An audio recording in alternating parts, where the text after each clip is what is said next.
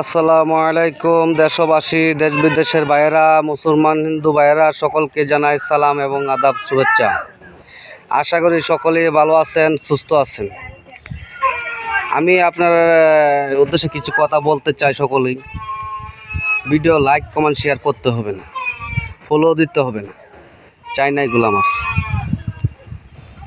কষ্টেই কথাটি বলবো, কথাটি শুধু শুনে।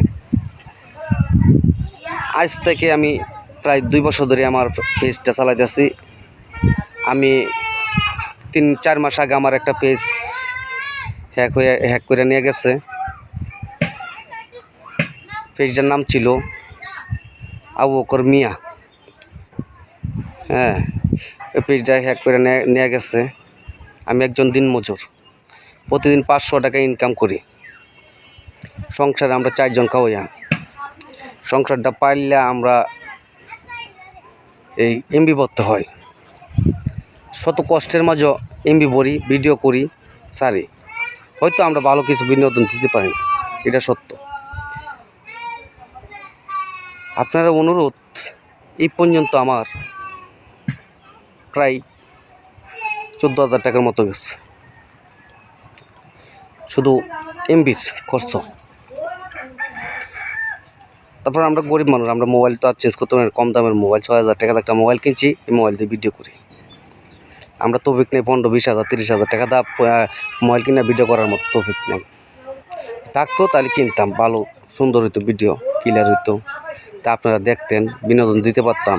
তার জন্য, কারণ আমরা বাইফেটের দায়ে কাজ করতে হয়, 500 টাকা লুজে কাজ করি, দিন যায়। দৈনিক 50 টাকা পকেট খরচ আছে, 450 টাকা তো ঘরের সংসারের খরচ। তারপর আমরা এমবি ভরতে হয়, মাসে আমরা 500-700 টাকার এমবি যায়। পেজটা হ্যাক করার পরে আমি নতুন এই পেজটা খুলছি। আমার পেজের নাম হইল যায় মোহাম্মদ আবু বকর। আরেকটা পেজের নাম হইল যায় এই আড্ডার পেজ।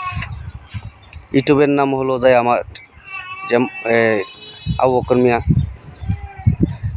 টিকটকের নাম হইল মামু বাইগনা 1 2 3 4। আমি এগুলো চালাইতেছি, যতটুকু পারি আমি ভিডিও সারি ভাই।